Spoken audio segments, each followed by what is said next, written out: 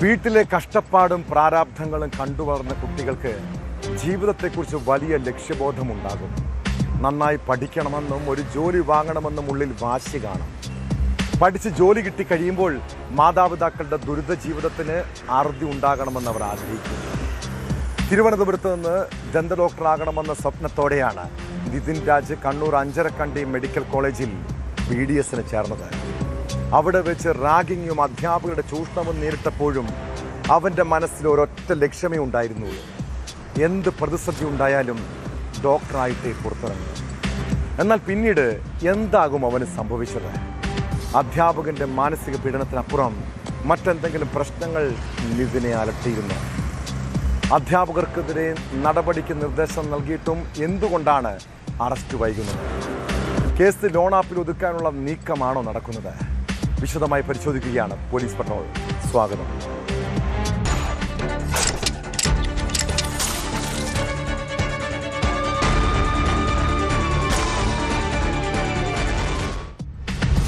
ആരൊക്കെ തളർത്തിയാലും ഡോക്ടറായിട്ടേ പുറത്തിറങ്ങും.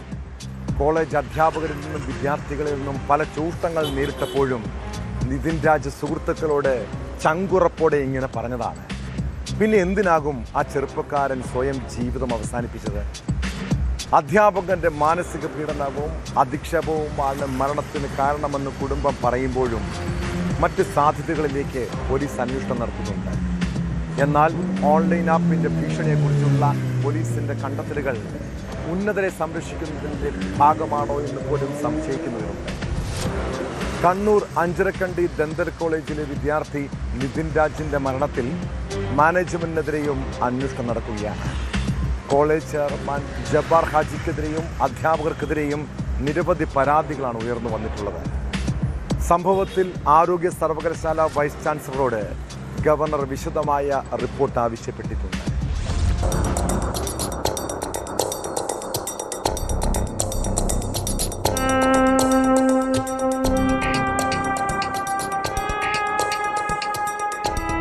അഞ്ചരക്കണ്ടി മെഡിക്കൽ കോളേജിലെ 1ാം വർഷ BDS വിദ്യാർത്ഥി നിതിൻ രാജിന്റെ മരണം കോളേജ് മാനേജ്മെന്റിനെതിരെയും അന്വേഷണം. പഴയങ്ങാടി മാട്ടൂൽ സ്വദേശി അബ്ദുൽ ജബ്ബാർ ഹാജിയുടെ ഉടമസ്ഥതയിലുള്ളതാണ് അഞ്ചരക്കണ്ടി ഡെന്റൽ കോളേജ്. നിലവിൽ ഭൂമി സംബന്ധമായ തർക്കത്തെ തുടർന്ന് നിയമപോരാട്ടം നടക്കുന്നിടത്താണ് കോളേജ് പ്രവർത്തിക്കുന്നത്. ഇയാളുടെ ഉടമസ്ഥതയിലുള്ള കാസർഗോഡ് ജില്ലയിലെ പൊയിനാച്ചിയിലുള്ള സെഞ്ചുറി ഡെന്റൽ കോളേജിന്റെ അംഗീകാരം നേരത്തെ നഷ്ടപ്പെട്ടിരുന്നു. അടിസ്ഥാന സൗകര്യങ്ങളുടെ അപര്യാപ്തതയും മാലിന്യ പ്രശ്നവുമാണ് അംഗീകാരം നഷ്ടപ്പെടാൻ കാരണം. കേരള യൂണിവേഴ്സിറ്റി ഹെൽത്ത് എഡ്യൂക്കേഷനാണ് അംഗീകാരം റദ്ദു ചെയ്തത്. ഇത് സംബന്ധിച്ച ഉത്തരവിന്റെ പകർപ്പ് ന്യൂസ് 18 ലഭിച്ചു. VHP നേതാവ് SP ഷാജിയായിരുന്നു ആദ്യ പരാതിക്കാരൻ. സെഞ്ചുറി ഡെന്റൽ കോളേജിലെ അവിടെ പഠിക്കുന്ന കുട്ടികൾക്ക് അടിസ്ഥാന സൗകര്യങ്ങൾ അപര്യാപ്തമായിരുന്നു. അതായിരുന്നു ഒന്നാമത്തെ കാര്യം. രണ്ടാമത്തത് പൊതുജനങ്ങളുടെ വലിയ രീതിയിലുള്ള എതിർപ്പുണ്ടായിരുന്നു. മാലിന്യ പ്രശ്നം അത് വളരെ ഗുരുതരമായിട്ടുള്ള ഒരു പ്രശ്നമായിരുന്നു. അപ്പോൾ അങ്ങനെ ആ പ്രശ്നം ഹിന്ദു ഐക്യവേദിയിലെ ഒരു ജില്ലാ ഭാരവാഹി എന്നുള്ള രീതിയിൽ എൻ്റെ അടുത്തേക്ക് വന്നപ്പോൾ ഞാനത് വളരെ വ്യക്തമായി പൊല്യൂഷൻ കൺട്രോൾ ബോർഡും അതൊരു DMO കളക്ടർ അങ്ങനെ ആധികാരികമായി ഞാൻ എല്ലാ സ്ഥലത്തും ആദ്യമായിട്ട് സെഞ്ചുറി ഡെന്റൽ കോളേജിനെതിരെ ആദ്യമായിട്ടൊരു പരാതി അങ്ങനെയാണ് വന്നത്. 2 വർഷമായി ഇവിടെ അഡ്മിഷൻ നിർത്തിവെച്ചിട്ട് നിലവിലുള്ള വിദ്യാർത്ഥികളെ സംസ്ഥാനത്തെ മറ്റു കോളേജുകളിലേക്ക് മാറ്റാനാണ് നിർദ്ദേശം നൽകിയിരിക്കുന്നത്.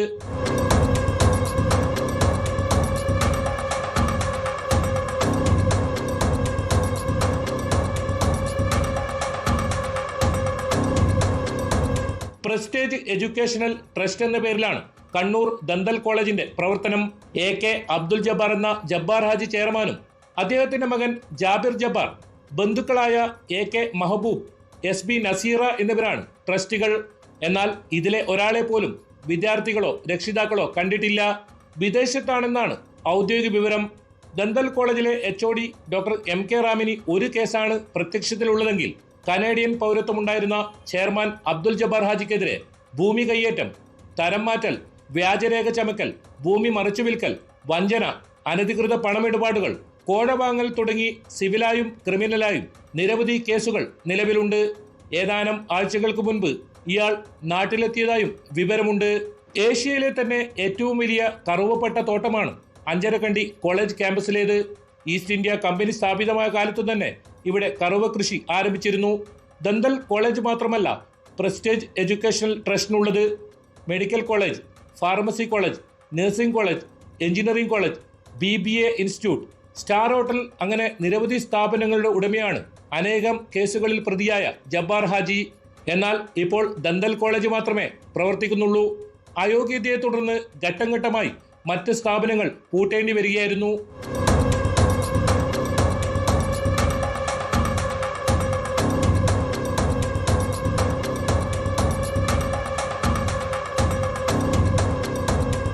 ഇതിനിടയിൽ നിതിൻ രാജിന്റെ പുതിയ ഓഡിയോ സന്ദേശം പുറത്തു വന്നു.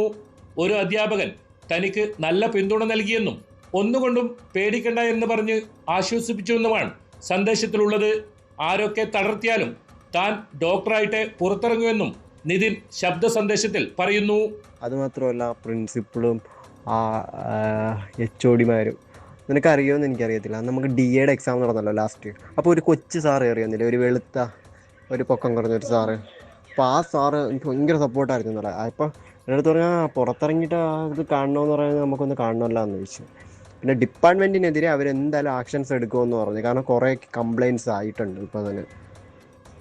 പിന്നെ എൻ്റെ അടുത്ത് നീ ഒന്നുകൊണ്ട് പേടിക്കണ്ട, മെൻ്റലി തളർത്തുന്ന എന്ത് കാര്യം ഉണ്ടെങ്കിലും അപ്പം വന്ന് റിപ്പോർട്ട് ചെയ്യാൻ പറഞ്ഞിട്ട്. ഞാൻ ഡ്രോപ്പ് ആക്കുമെന്ന് ചോദിച്ചാൽ എനിക്ക് ഉറപ്പൊന്നുമില്ല. എനിക്കും എന്നെ പോലെയാണ്. ആരെന്ത് പറഞ്ഞാലും എനിക്കൊരു കുഴപ്പമില്ല. എനിക്ക് പഠിക്കണം, ഗ്രാജുവേറ്റഡ് ആകണം, ഡോക്ടറായി ഇറങ്ങണം. അതിപ്പോൾ ഇനി ആരൊക്കെ തളർത്താണ്ടായിരുന്നെങ്കിലും അവിടെ നിന്ന് പഠിച്ചിറങ്ങാൻ ഒരു മനസ്സുണ്ടെങ്കിൽ അത് എന്തായാലും നേടിയെടുത്തിരിക്കും. അതേസമയം നിതിന്റെ മരണം ലോൺ ആപ്പിൽ മാത്രമായി ഒതുക്കാൻ ശ്രമം നടക്കുന്നുണ്ടെന്നാണ് കുടുംബത്തിന്റെ പരാതി. ഇതിനിടയിൽ വിഷയത്തിൽ ഇടപെട്ട് ഗവർണർ. ആരോഗ്യ സർവകലാശാല വൈസ് ചാൻസലർ ഡോക്ടർ മോഹനൻ കുന്നുമ്മലിനോട് സംഭവത്തിൽ ഗവർണർ വിശദമായ റിപ്പോർട്ട് ആവശ്യപ്പെട്ടിട്ടുണ്ട്. ഇതിന്റെ ഭാഗമായി കുടുംബാംഗങ്ങളിൽ നിന്നും തെളിവെടുപ്പ് നടത്തി. സർവകലാശാല സമിതി അംഗങ്ങൾ കോളേജിലെത്തി വിദ്യാർത്ഥികളുടെ മൊഴി രേഖപ്പെടുത്തും. വിശദമായ റിപ്പോർട്ട് ലഭിച്ചതിനു ശേഷം കോളേജിന്റെ അംഗീകാരം റദ്ദാക്കുന്നത് ഉൾപ്പെടെയുള്ള നടപടികളിലേക്ക് ഗവർണർ കടക്കും. നിതിന്റെ മരണം കേരളത്തിൽ അംഗീകരിക്കാനാകാത്തതാണെന്ന് നേരത്തെ മുഖ്യമന്ത്രി പ്രതികരിച്ചിരുന്നു. നിതിൻ രാജിന്റെ കുടുംബത്തോടൊപ്പമാണ് കേരളമെന്നും മുഖ്യമന്ത്രി FB പോസ്റ്റിലൂടെ വ്യക്തമാക്കിയിരുന്നു.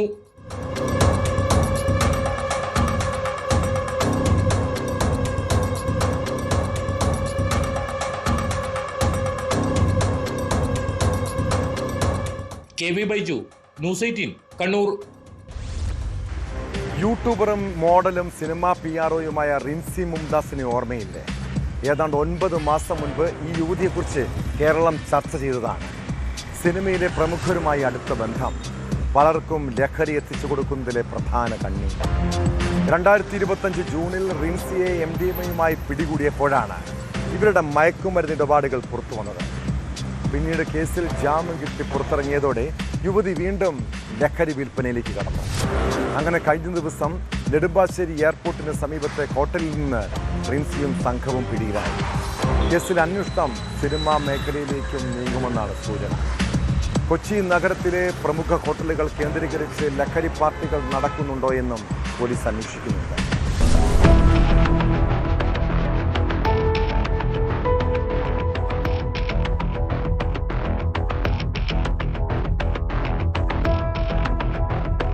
കഴിഞ്ഞ വർഷം ജൂലൈയിലാണ് ലഹരിമരുന്ന് ഇടപാടുമായി ബന്ധപ്പെട്ടുകൊണ്ട് റിൻസിയെയും കൂട്ടരെയും പോലീസ് കാക്കനാട് അറസ്റ്റ് ചെയ്യുന്നത്. ഈ കേസിലെ നടപടികൾ തുടരുന്നതിനിടെയാണ് 9 മാസത്തിനു ശേഷം വീണ്ടും സംഘം പിടിയിലാകുന്നത്. ഇവരിൽ നിന്ന് 3.58 ഗ്രാം MDMA പോലീസ് കണ്ടെടുത്തിട്ടുണ്ട്. റിൻസി മുംതാസിനൊപ്പം മറ്റ് 3 പേരെ കൂടി പോലീസ് കസ്റ്റഡിയിലെടുത്തു. കാക്കനാട് വാഴക്കാല സ്വദേശി മുഹമ്മദ് റിഷാഖ്, ആലുവ സ്വദേശി അഭിജിത്ത്, നൂർനാട് സ്വദേശി ബിജു എന്നിവരാണ് മറ്റു പ്രതികൾ. ലഹരി ഉപയോഗിക്കുന്നതിനും മറ്റുള്ളവർക്ക് വിൽപ്പന നടത്തുന്നതിനുമായാണ് പ്രതികൾ ഹോട്ടലിൽ മുറിയെടുത്തതെന്ന് പോലീസ് പറയുന്നു. യുവ സിനിമാ താരങ്ങളുമായും സിനിമയിലെ മറ്റു പ്രമുഖരുമായും അടുത്ത ബന്ധം പുലർത്തുന്ന വ്യക്തിയാണ് റിൻസി. ഈ പശ്ചാത്തലത്തിൽ അന്വേഷണം സിനിമാ മേഖലയിലേക്കും വ്യാപിപ്പിക്കാനാണ് പോലീസിന്റെ തീരുമാനം. ആദ്യ കേസിലും സമാനമായ നടപടികൾ ഉണ്ടായെങ്കിലും അന്വേഷണം എങ്ങുമെത്തിയില്ല. ലഹരിമരുന്ന് ശൃംഖലയിൽ ഇവർക്ക് മറ്റാരെങ്കിലുമായി ബന്ധമുണ്ടോ എന്നും സിനിമാ മേഖലയിലുള്ളവർക്ക് മയക്കുമരുന്ന് എത്തിച്ചു നൽകുന്നുണ്ടോ എന്നും പോലീസ് വിശദമായി പരിശോധിച്ചു വരികയാണ്. ഇവരുടെ ഫോൺ രേഖകളും സാമ്പത്തിക ഇടപാടുകളും കേന്ദ്രീകരിച്ച് അന്വേഷണം ഊർജിതമാക്കിയിട്ടുണ്ട്. നഗരത്തിലെ പ്രമുഖ ഹോട്ടലുകൾ കേന്ദ്രീകരിച്ച് ഇത്തരം ലഹരി പാർട്ടികൾ നടക്കുന്നുണ്ടോ എന്നതിനെക്കുറിച്ചും പോലീസ് നിരീക്ഷണം ശക്തമാക്കി. പിടിയിലായ 4 പ്രതികളും റിമാൻഡിലാണ്.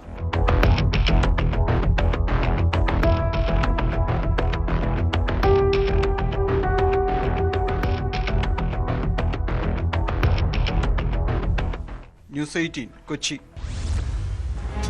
രാത്രി സമയങ്ങളിൽ വീട്ടിൽ തനിച്ച് താമസിക്കുന്ന സ്ത്രീകളുടെയും വയോധികരുടെയും ശ്രദ്ധയ്ക്ക് നിങ്ങൾ ഒറ്റയ്ക്കാണെങ്കിൽ വീടകത്ത് നിന്ന് പൂട്ടിയിട്ടുണ്ടെന്ന് ഉറപ്പുവരുത്തണം കേട്ടോ. ഇനി അപരിചിതരോ എന്തിനു പറയുന്നു അയൽവാസികൾ പോലും വീട്ടിൽ വരികയാണെങ്കിൽ വാതിൽ തുറന്നു കൊടുക്കാൻ പോകരുത്. ജനൽ വഴി മാത്രം സംഭാഷണം മതി. ഇല്ലെങ്കിൽ സംഭവിക്കാനിടയുള്ള ഒരു ദുരന്തത്തെക്കുറിച്ചാണ് പറഞ്ഞു വരുന്നത്. തൃശ്ശൂർ പാലക്കാട് ജില്ലകളുടെ അതിർത്തി പ്രദേശമായ ആറങ്ങോട്ടുകരയിലേക്ക് ഒന്ന് പോകാം. അവിടെ സെഫിയെ എന്ന 72-കാരിയെ കൊലപ്പെടുത്തിയ കേസ് ഞെട്ടലോടെയാണ് കേട്ടത്. കവർച്ചാ ശ്രമത്തിനിടെ അയൽവാസിയായ യുവാവാണ് സെഫിയെ കൊലപ്പെടുത്തിയത്. കേസിൽ പ്രതി ശരത്തിനെ പോലീസ് അറസ്റ്റ് ചെയ്തു. സ്വാഭാവിക മരണമെന്ന് കരുതിയ കേസിൽ പോലീസിന്റെ വിശദമായ അന്വേഷണമാണ് കൊലപാതകത്തിന്റെ ചുരുളഴിച്ചത്.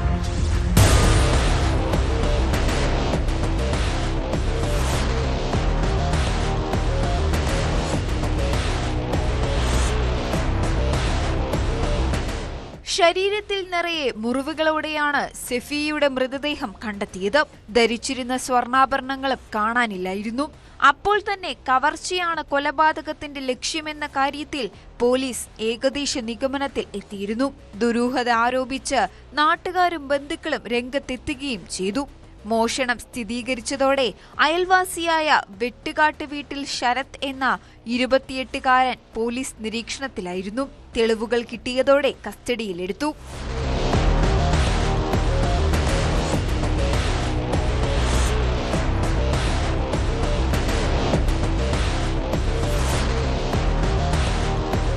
ഹൃദയാഘാതമാണ് മരണകാരണമെന്ന് പോസ്റ്റ്മോർട്ടം റിപ്പോർട്ടിലെ പരാമർശം ചെറിയ ആശയക്കുഴപ്പമുണ്ടാക്കിയിരുന്നു. ചോദ്യം ചെയ്യലിൽ ശരത്ത് കുറ്റം സമ്മതിച്ചതാണ് വഴിത്തിരിവായത്. ശനിയാഴ്ച വൈകുന്നേരം വീടിന്റെ പിൻവാതിലിലൂടെ അകത്ത് കയറിയ പ്രതി സ്വർണ്ണാഭരണങ്ങൾ കവരാൻ വേണ്ടി സഫിയയെ ആക്രമിക്കുകയായിരുന്നു. തുടർന്ന് 3 സ്വർണ്ണവളകളും മാലയും മോഷ്ടിച്ച് സ്വന്തം വീടിന്റെ കുളിമുറിയിൽ ഒളിപ്പിച്ചു. ഇവ പോലീസ് കണ്ടെടുത്തു. കൂടുതൽ തെളിവെടുക്കാൻ ശരത്തിനെ കസ്റ്റഡിയിൽ ലഭിക്കുന്നതിന് കോടതിയിൽ പോലീസ് അപേക്ഷ നൽകും.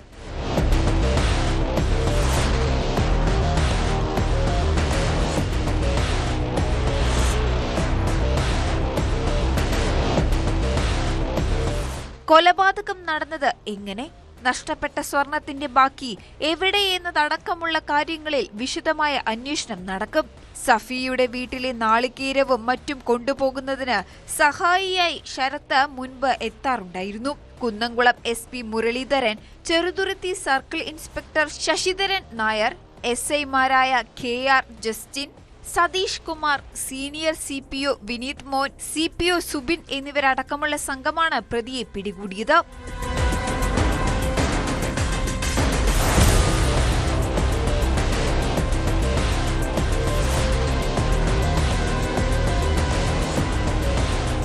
ന്യൂസ് 18 പട്ടാമ്പി.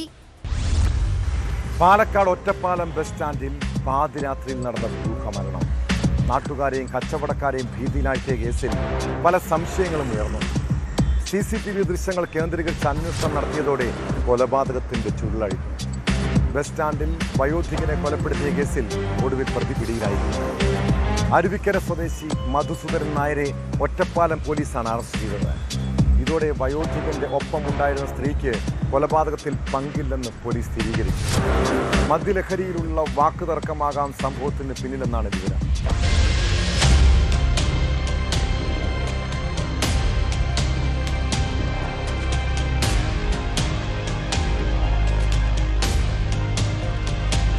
പണം വാങ്ങിയത് തിരിച്ചു നൽകുന്നതിനെ ചൊല്ലിയുള്ള തർക്കത്തിനൊടുവിലായിരുന്നു കൊലപാതകമെന്നാണ് CCTV ദൃശ്യങ്ങളുടെ അടിസ്ഥാനത്തിൽ പോലീസ് നിഗമനത്തിലെത്തിയത്. തുടർന്ന് മരിച്ചയാളുമായി വാക്കുതർക്കത്തിലേർപ്പെട്ടയാളെ തേടിയുള്ള അന്വേഷണമാണ് അരുവിക്കര സ്വദേശി മധുസൂദനനിലെത്തിയത്.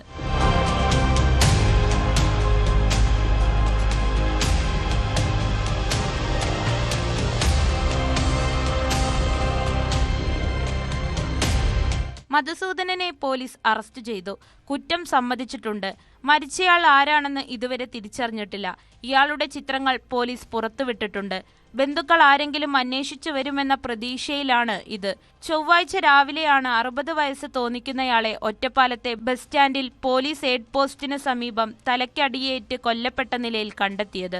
CCTV ദൃശ്യങ്ങൾ ഒറ്റപ്പാലത്തെ വിവിധ വാട്സപ്പ് ഗ്രൂപ്പുകളിലൂടെ പ്രചരിപ്പിച്ചാണ് മധുസൂദനനെ പോലീസ് കണ്ടെത്തിയത്. വാക്കുതർക്കത്തിനിടെ അടിയേറ്റയാൾ മരിച്ചെന്ന് ഉറപ്പായതോടെ മധുസൂദനൻ ചെർപ്പളശ്ശേരിയിലേക്ക് പോവുകയായിരുന്നു. ബുധനാഴ്ച വീണ്ടും ഒറ്റപ്പാലത്തെത്തിയപ്പോൾ പോലീസ് തിരിച്ചറിയുകയും കസ്റ്റഡിയിലെടുക്കുകയുമായിരുന്നു. ഫോൺ ഇല്ലാത്തതിനാൽ വിവരങ്ങൾ അറിയാൻ വേണ്ടിയാണ് ഇയാൾ വീണ്ടും വന്നത്. അതിനിടെ ഒരു സ്ത്രീയെയും പോലീസ് ചോദ്യം ചെയ്തെങ്കിലും കൊലപാതകത്തിൽ പങ്കില്ലെന്ന് മനസ്സിലാക്കി വിട്ടയച്ചിരുന്നു. Shoranur DYSP Saju K. എബ്രഹാമിന്റെ നേതൃത്വത്തിലുള്ള പ്രത്യേക അന്വേഷണ സംഘമാണ് കേസ് അന്വേഷിച്ചത്.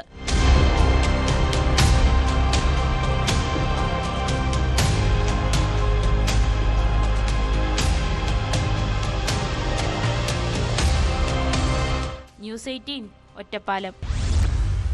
സമൂഹ മാധ്യമങ്ങളിലെ അപകടക്കെണികളെക്കുറിച്ച് നമ്മൾ എപ്പോഴും കേൾക്കാറുണ്ടല്ലേ? പ്രണയച്ചതിയും വഴിവിട്ട സൗഹൃദങ്ങളും അതിൻ്റെ അപകടങ്ങളും ഒക്കെ പലപ്പോഴും ചർച്ച ചെയ്യാറുള്ളതാണ്. എത്രയൊക്കെ ബോധവൽക്കരണം നടത്തിയാലും നമ്മുടെ പെൺകുട്ടികൾ വീണ്ടും ഇരകളാകുന്നത് ഞെട്ടിപ്പിക്കുന്ന വിവരമാണ്. മഹാരാഷ്ട്ര അമരാവതിയിലെ 19 വയസ്സ് മാത്രം പ്രായമുള്ള ആയൻ അഹമ്മദ് എന്ന യുവാവിൻ്റെ ചതിയിൽ കുടുങ്ങിയത് 200-ലധികം പെൺകുട്ടികളാണ്. വാട്സാപ്പ്, സ്നാപ്ചാറ്റ് എന്നിവയിലൂടെ സൗഹൃദം നടിച്ച് ഇയാൾ ഒട്ടേറെ പേരെ ലൈംഗികമായി ചൂഷണം ചെയ്തിട്ടുണ്ടെന്നാണ് കണ്ടെത്തൽ. നിരവധി പെൺകുട്ടികളുടെ അശ്ലീല ദൃശ്യങ്ങൾ ഇയാളുടെ ഫോണിൽ നിന്നും പിടിച്ചെടുത്തു. ഈ വീഡിയോകൾ ഉപയോഗിച്ച് ഭീഷണിപ്പെടുത്തി ലൈംഗിക തൊഴിലിനായി പ്രായപൂർത്തിയാകാത്ത പെൺകുട്ടികളെ നിർബന്ധിക്കുകയും പണം തട്ടുകയും ചെയ്തെന്നും പരാതിയുണ്ട്.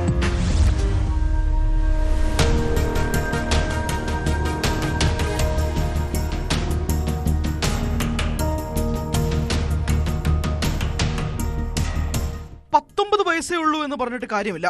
വാട്സാപ്പ്, സ്നാപ്ചാറ്റ് എന്നിവ വഴി 200ഓളം പെൺകുട്ടികളുമായി ചങ്ങാത്തമുണ്ടാക്കിയാണ് അയൻ അഹമ്മദ് അവരെ ചതിയിൽപ്പെടുത്തിയത്. അയൻ അഹമ്മദ് എന്നത് കൂടാതെ ഇയാൾക്ക് തൻവീർ അഹമ്മദ്, മുഹമ്മദ് അയാസ് എന്നിങ്ങനെയും പേരുകൾ ഉണ്ട്. വാട്സാപ്പ്, സ്നാപ്പ് ഗ്രൂപ്പുകളിൽ കയറിക്കൂടുന്ന ഇയാൾ പെൺകുട്ടികൾക്ക് ഡയറക്റ്റ് മെസ്സേജ് അയച്ചാണ് വലയിലാക്കുന്നത്. പിന്നീട് സംസാരിച്ച് വിശ്വാസം സമ്പാദിക്കും. പിന്നാലെ വീഡിയോ കോൾ ചെയ്ത് പെൺകുട്ടികളുടെ അറിവില്ലാതെ നഗ്ന വീഡിയോകൾ ചിത്രീകരിക്കും. ഇത്തരത്തിൽ 350ഓളം വീഡിയോകളാണ് ഇയാളുടെ ഫോണിൽ കണ്ടെത്തിയത്. വീഡിയോകൾ ചിത്രീകരിച്ചു കഴിഞ്ഞാൽ ഇയാളുടെ സ്വഭാവം മാറും. പിന്നെ പെൺകുട്ടികളോട് പണം ചോദിക്കും, ലൈംഗിക വൃത്തിക്ക് നിർബന്ധിക്കും. കുറച്ചു കാലമായി ഇയാൾ നിരവധി പെൺകുട്ടികളെ ഇങ്ങനെ വലയിലാക്കിയതായി ഫോൺ വിവരങ്ങൾ പരിശോധിച്ചതിൽ നിന്ന് വ്യക്തമായി. ഡിലീറ്റ് ചെയ്ത വീഡിയോകളും ചാറ്റുകളും വീണ്ടെടുക്കാൻ ഫോറൻസിക് വിഭാഗം ശ്രമം തുടങ്ങിയിട്ടുണ്ട്. അതിന്റെ ഫലം കൂടി വന്നു കഴിഞ്ഞാലേ എത്ര പേരെ ഇയാൾ ഇങ്ങനെ ചതിക്കുഴിയിലാക്കിയെന്ന് വ്യക്തമാകൂ. जे मोबाईल डिव्हाइसमध्ये त्यांनी जे फोटो आणि व्हिडिओ जे काढलेली आहे ते पण आम्ही जप्त केलेली आहे ॲज पर प्रोसिजर. आणि लवकर ते लवकर आम्ही ते मोबाईल डिव्हाइस जे आहे ते आम्ही फॉरेन्सिक एक्झामिनेशनसाठी पाठवणार. 7 പേരാണ് ഇതുവരെ പരാതിയുമായി പോലീസിനെ സമീപിച്ചത്. ഇയാൾ അറസ്റ്റിലായതോടെ കൂടുതൽ പേർ അടുത്ത ദിവസങ്ങളിൽ പരാതി നൽകുമെന്നാണ് കരുതുന്നത്. ഈ വീഡിയോകളിൽ ഏതെങ്കിലും ഓൺലൈൻ പ്ലാറ്റ്ഫോമുകളിൽ അപ്ലോഡ് ചെയ്തിട്ടുണ്ടോ എന്ന സംശയവും പോലീസിനുണ്ട്. ഇത് സംബന്ധിച്ച് ചോദ്യങ്ങൾക്ക് ചോദ്യം ചെയ്യലിൽ വ്യക്തമായ ഉത്തരം കിട്ടിയിട്ടില്ല. ഇയാൾ ഒറ്റയ്ക്കാണോ ഇതെല്ലാം ചെയ്തത് എന്ന കാര്യത്തിലും വ്യക്തതയില്ല. വേറെ ആരെങ്കിലും ഒപ്പമുണ്ടോ എന്നും അന്വേഷിക്കുന്നുണ്ട്. ആരെങ്കിലും ഇയാളുടെ ചതിയിൽപ്പെട്ടിട്ടുണ്ടെങ്കിൽ പരാതി നൽകണമെന്നും വിവരങ്ങൾ അതീവ രഹസ്യമായി സൂക്ഷിക്കണമെന്നും അമരാവതി പോലീസ് മാധ്യമങ്ങളിലൂടെ ജനങ്ങളെ അറിയിക്കുന്നുണ്ട്. പിടിയിലായ അയൻ അഹമ്മദിന് അസദുദ്ദീൻ ഒവൈസിയയുടെ ഓൾ ഇന്ത്യ മജ്ലിസ് ഇ ഇത്തിഹാദുൽ മുസ്ലിമിൻ എന്ന പാർട്ടിയുമായി ബന്ധമുണ്ടെന്ന ആരോപണവും നാട്ടുകാർ ഉയർത്തുന്നുണ്ട്. ഇത് ചെറിയ തോതിൽ ഈ വിഷയത്തെ രാഷ്ട്രീയ വിവാദമുണ്ടാക്കി. BJP MPയുടെ പരാതിയിലാണ് പോലീസ് ഇപ്പോൾ നടപടിയെടുത്തിരിക്കുന്നത്. പ്രത്യേക അന്വേഷണ സംഘം രൂപീകരിക്കണമെന്നാണ് നാട്ടുകാരും പരാതിക്കാരുടെ മാതാപിതാക്കളും ആവശ്യപ്പെടുന്നത്.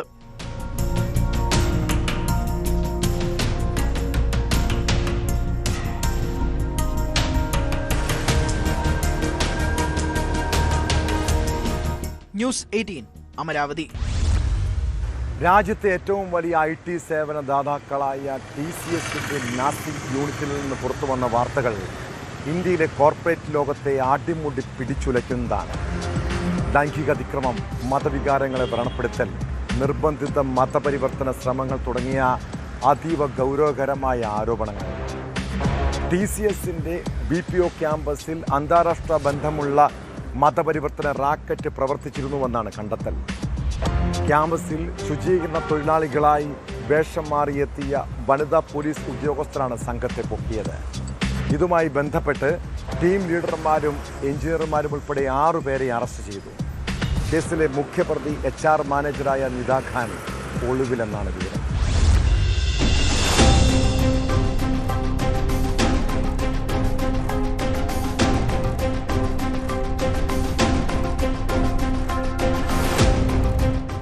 കഴിഞ്ഞ മാർച്ച് 25-ന് നാസിക്കിലെ ദേവ്ലാലി ക്യാമ്പ് പോലീസ് സ്റ്റേഷനിൽ ഒരു യുവതി നൽകിയ പരാതിയിലാണ് അന്വേഷണം ആരംഭിച്ചത്.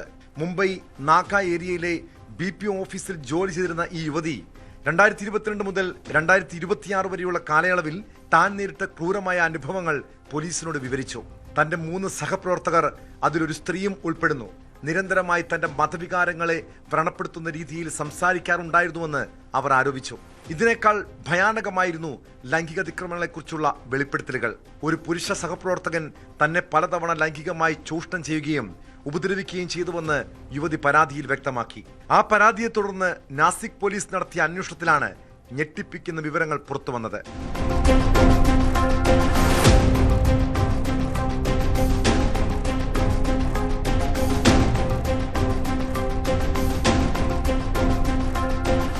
TCSന്റെ മഹാരാഷ്ട്ര നാസിക്കിലെ BPO ക്യാമ്പസിൽ അന്താരാഷ്ട്ര ബന്ധമുള്ള മതപരിവർത്തന റാക്കറ്റ് പ്രവർത്തിച്ചിരുന്നതായി പോലീസ് നടത്തിയ രഹസ്യ നീക്കത്തിൽ വിവരങ്ങൾ ലഭിച്ചു.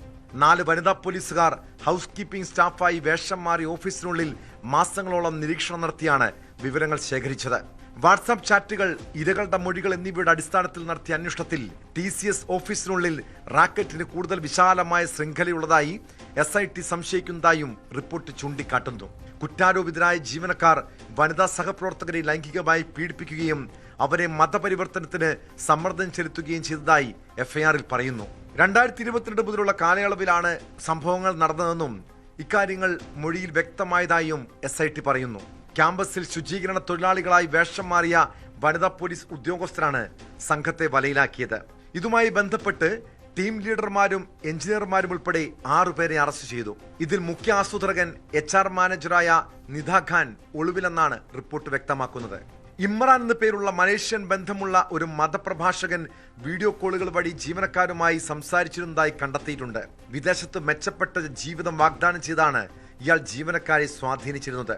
18-നും 25-നും ഇടയിൽ പ്രായമുള്ള 12 ജീവനക്കാരെയാണ് റാക്കറ്റ് ലക്ഷ്യമിട്ടിരുന്നതെന്നാണ് പോലീസ് പറയുന്നത്. അന്താരാഷ്ട്ര ബന്ധമുള്ള ഒരു മതപരിവർത്തന സംഘമാണ് ഇതിന് പിന്നിലെന്ന് പോലീസ് സംശയിക്കുന്നു. വാട്സാപ്പ് ചാറ്റുകളും ഇരകളുടെ മൊഴികളും ഇതിനായി തെളിവായി ശേഖരിച്ചിട്ടുണ്ട്. കേസുമായി ബന്ധപ്പെട്ട് ഇതുവരെയും 9 FIR-കൾ രജിസ്റ്റർ ചെയ്തു. മൊഴി നൽകിയ 9 പേരിൽ 8 പേരും സ്ത്രീകളാണ്. ഇവരെ ചൂഷണം ചെയ്ത പ്രതികൾക്കെതിരെ ലൈംഗിക പീഡനം, വിവാഹ വാഗ്ദാനം നൽകിയുള്ള ബലാത്സംഗം, മതപരിവർത്തനത്തിനായുള്ള സമ്മർദ്ദം, മതവികാരം വ്രണപ്പെടുത്തൽ എന്നീ കുറ്റങ്ങളാണ് ചുമത്തിയിരിക്കുന്നത്.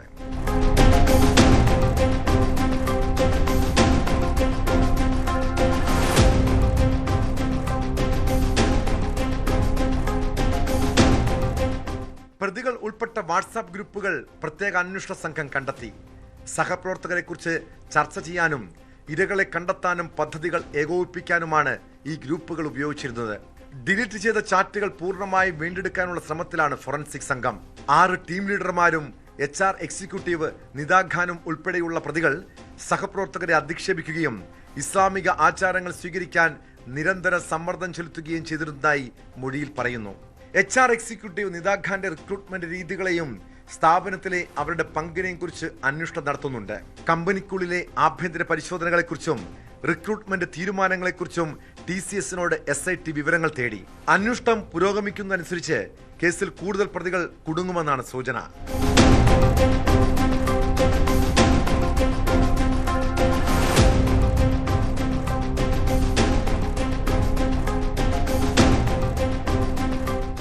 News desk, news 18. ക്ഷേത്രോത്സവത്തോടനുബന്ധിച്ച് ഗാനമേളകളും സ്റ്റേജ് ഷോകളും നടക്കുമ്പോൾ ആളുകൾ നൃത്തം ചെയ്യുന്നത് സ്വാഭാവികം അല്ലേ? എന്നാൽ ഇങ്ങനെയുള്ള സ്ഥലങ്ങളിൽ പതിവായി പ്രശ്നങ്ങൾ ഉണ്ടാക്കാൻ വരുന്നവരുണ്ട്. കൊല്ലത്ത് ക്ഷേത്രോത്സവത്തിന്റെ ഭാഗമായി നടന്ന ഗാനമേളയ്ക്കിടെ വയോധികനെ ക്രൂരമായി മർദ്ദിച്ചത് യാതൊരു പ്രകോപനവുമില്ലാതെയാണ്. ഗാനമേളയ്ക്കിടെ ആവേശത്തോടെ നൃത്തം ചെയ്തതിനെ തുടർന്നുള്ള പ്രശ്നങ്ങൾ അക്രമത്തിൽ കലാശിക്കുകയായിരുന്നു. പ്ലാസ്റ്റിക് കസേര കൊണ്ട് മുഖത്തടിയേറ്റ തിരുവനന്തപുരം ആറ്റുകാൽ സ്വദേശി ബാലചന്ദ്രൻ ആശുപത്രിയിൽ ചികിത്സയിലാണ്. സംഭവത്തിന്റെ ദൃശ്യങ്ങൾ പുറത്തുവന്നതോടെ വ്യാപക പ്രതിഷേധമാണ് ഉയരുന്നത്. പരാതിയില്ലാത്തതിനാൽ പോലീസ് ഇതുവരെയും കേസ് രജിസ്റ്റർ ചെയ്തിട്ടില്ല.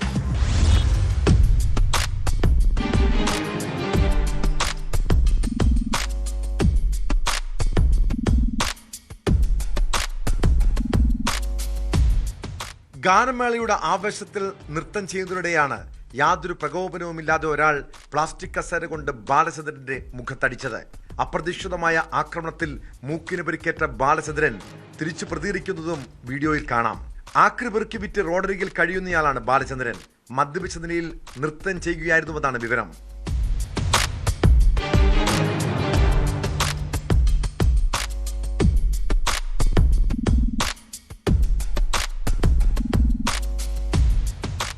സംഭവത്തിൽ ആക്രമണം നടത്തിയ ആളെ ഇതുവരെ തിരിച്ചറിഞ്ഞിട്ടില്ല. പരാതിയില്ലാത്തതിനാൽ പോലീസ് കേസ് രജിസ്റ്റർ ചെയ്തിട്ടില്ലെന്നാണ് വിവരം. എന്നാൽ പൊതുവേദിയിൽ വയോധികനെ ക്രൂരമായി മർദ്ദിച്ച സംഭവത്തിനെതിരെ സമൂഹ മാധ്യമങ്ങളിലും നാട്ടുകാരിലും ശക്തമായ പ്രതിഷേധമുയരുകയാണ്.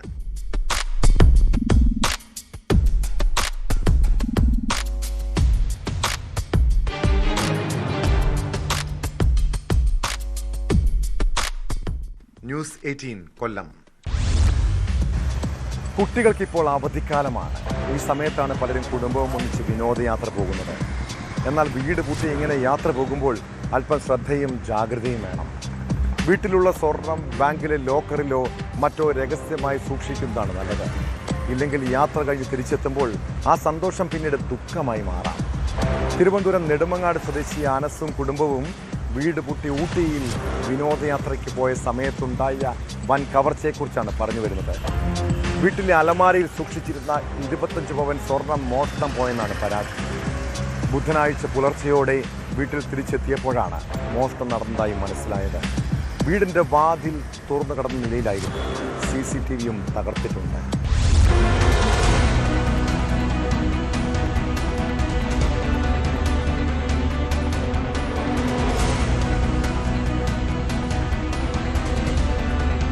നെടുമങ്ങാട് ചുള്ളിമാനൂരിൽ കഴിഞ്ഞ ദിവസമാണ് അടച്ചിട്ട വീടിന്റെ വാതിൽ തകർത്ത് മോഷണം നടന്നത്. വീട് കുത്തിത്തുറന്ന കള്ളൻ 25 പവൻ സ്വർണം മോഷ്ടിച്ചെന്ന് പരാതിയിൽ പറയുന്നു. കൊച്ചാട്ടുകാലിൽ സ്വദേശി അനസിന്റെ വീട്ടിലാണ് വൻ കവർച്ച നടന്നത്. കഴിഞ്ഞ വെള്ളിയാഴ്ച അനസും കുടുംബവും ഊട്ടിയിലേക്ക് വിനോദയാത്രയ്ക്ക് പോയിരുന്നു. ബുധനാഴ്ച രാവിലെ ഇവർ തിരിച്ചെത്തിയപ്പോഴാണ് മോഷണ വിവരം അറിയുന്നത്. വീടിന്റെ മുൻവശത്തെ വാതിൽ ആയുധങ്ങൾ ഉപയോഗിച്ച് കുത്തിപ്പൊളിച്ച നിലയിലായിരുന്നു. ഏകദേശം 25 പവനിലധികം സ്വർണം നഷ്ടപ്പെട്ടതായാണ് കുടുംബം പോലീസിൽ നൽകിയ പരാതിയിൽ പറയുന്നത്.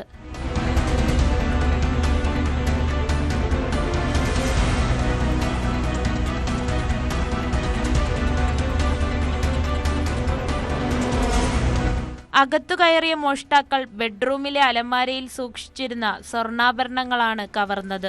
വീട്ടിൽ CCTV ക്യാമറകൾ സ്ഥാപിച്ചിരുന്നെങ്കിലും തെളിവ് നശിപ്പിക്കാനായി മോഷ്ടാക്കൾ അതും തല്ലി തകർത്തു. നെടുമങ്ങാട് പോലീസ് സ്ഥലത്തെത്തി പ്രാഥമിക പരിശോധനകൾ നടത്തി. വിരലടയാള വിദഗ്ധരും ഡോഗ് സ്ക്വാഡും സ്ഥലത്തെത്തി തെളിവുകൾ ശേഖരിച്ചു. പ്രദേശത്തെ മറ്റ് CCTV ദൃശ്യങ്ങൾ കേന്ദ്രീകരിച്ച് അന്വേഷണം ഊർജിതമാക്കാനാണ് പോലീസിന്റെ തീരുമാനം. വിനോദയാത്രയ്ക്ക് പോയ വിവരം അറിയാവുന്നവരാണോ മോഷണത്തിന് പിന്നിലെന്ന് പോലീസ് സംശയിക്കുന്നുണ്ട്.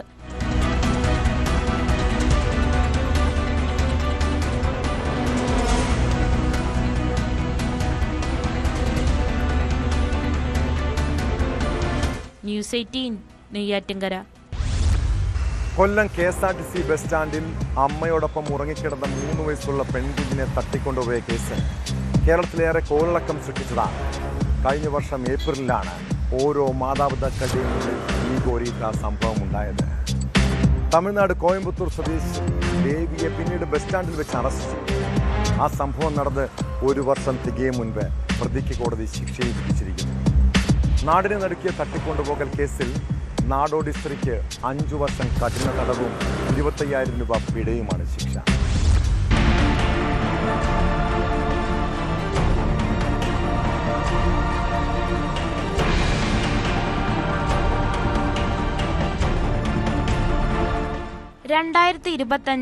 ഏപ്രിൽ 21 രാത്രിയിലായിരുന്നു സംഭവം.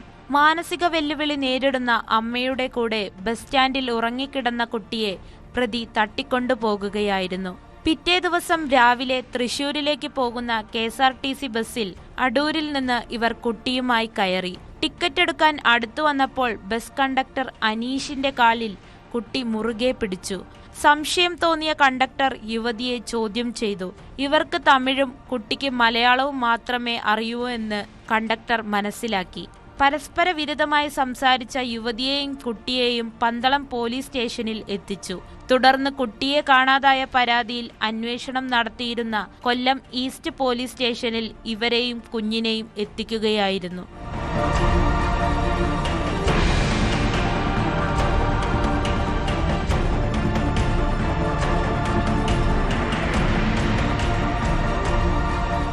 സബ് ഇൻസ്പെക്ടർ സവിരാജനാണ് അന്വേഷണം നടത്തി കുറ്റപത്രം സമർപ്പിച്ചത്. കൊല്ലം ചൈൽഡ് വെൽഫെയർ കമ്മിറ്റിയുടെ സംരക്ഷണത്തിൽ കഴിയുന്ന കുട്ടി കോടതിയിൽ വെച്ച് പ്രതിയെ തിരിച്ചറിഞ്ഞു. പബ്ലിക് പ്രോസിക്യൂട്ടർമാരായ സിസിൻ ജി മുണ്ടയ്ക്കൽ, സോജ തുളസീധരൻ എന്നിവരാണ് പ്രോസിക്യൂഷനു വേണ്ടി ഹാജരായത്.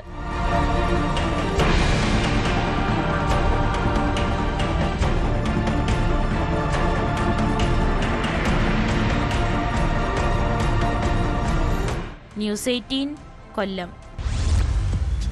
വ്യാജ രജിസ്ട്രേഷൻ നമ്പർ ഉപയോഗിച്ച് ഒട്ടേറെ വാഹനങ്ങൾ ഇപ്പോൾ നിരത്തിലൂടെ ഓടുന്നുണ്ട്. അതിന്റെ മറവിൽ കള്ളക്കടത്തും ലഹരി ഇടപാടും ഉൾപ്പെടെ നടക്കുന്നുണ്ടാകാം.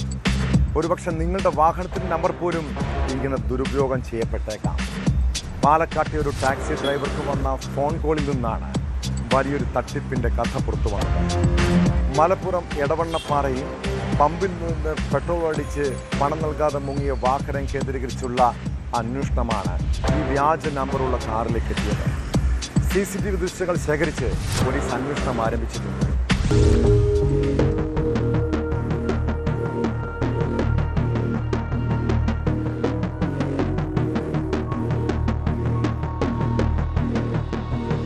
ഒരു കാറിന്റെ നമ്പർ മറ്റൊരു വാഹനത്തിൽ പതിപ്പിച്ച് വ്യാജ നമ്പറുമായി വ്യാപകമായി തട്ടിപ്പ് നടത്തുന്നതായാണ് പരാതി.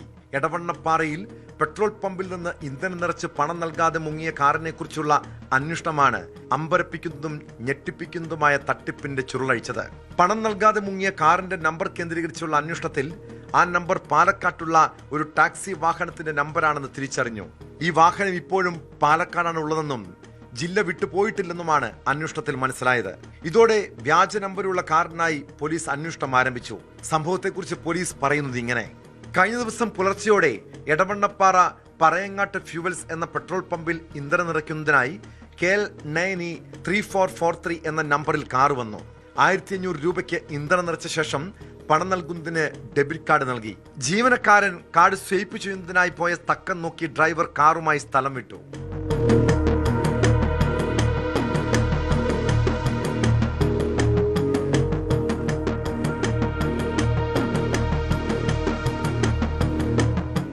ഇനിയാണ് ട്വിസ്റ്റ്.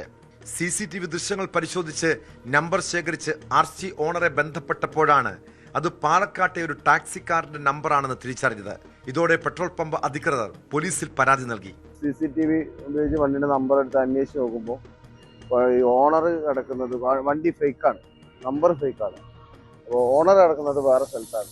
അപ്പോൾ ആ നമ്പറുമായിട്ട് ഈ വന്ന കാറിന് യാതൊരു ബന്ധമില്ല. അപ്പോൾ സമാനമായ കേസുകൾ ഇപ്പോൾ പല സ്ഥലത്തും നടക്കുന്നുണ്ട്. ഞങ്ങൾ വായക്കാട് പോലീസിന് പരാതി കൊടുത്തിട്ടുണ്ട്. പോലീസ് കേസ് അന്വേഷിച്ചുകൊണ്ടിരിക്കുന്നുണ്ട്. പോലീസ് CCTV ദൃശ്യങ്ങൾ ശേഖരിച്ച് അന്വേഷണം ആരംഭിച്ചിട്ടുണ്ട്. 1500 രൂപ പോയതല്ല, ഇനി ഇത്തരത്തിൽ ആരും പറ്റിക്കപ്പെടാതിരിക്കാൻ കൂടിയാണ് പരാതി നൽകിയതെന്നും വ്യാപാരികൾ ഇത്തരം കാര്യങ്ങൾ ശ്രദ്ധിക്കണമെന്നുമാണ് പമ്പുടമ പറയുന്നത്.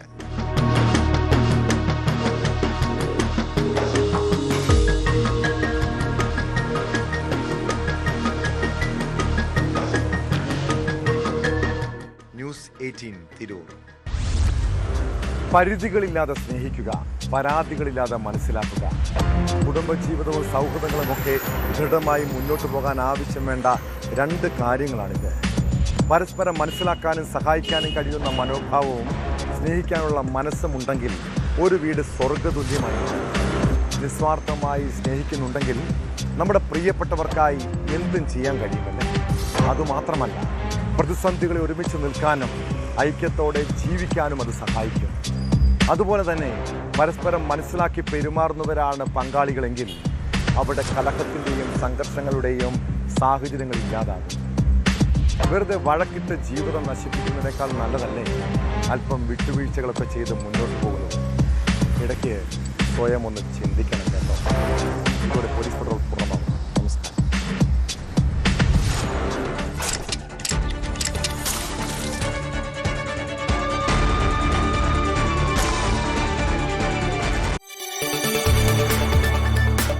കൂടുതൽ വാർത്തകൾക്ക് news 18 Keralam YouTube channel subscribe ചെയ്യുക.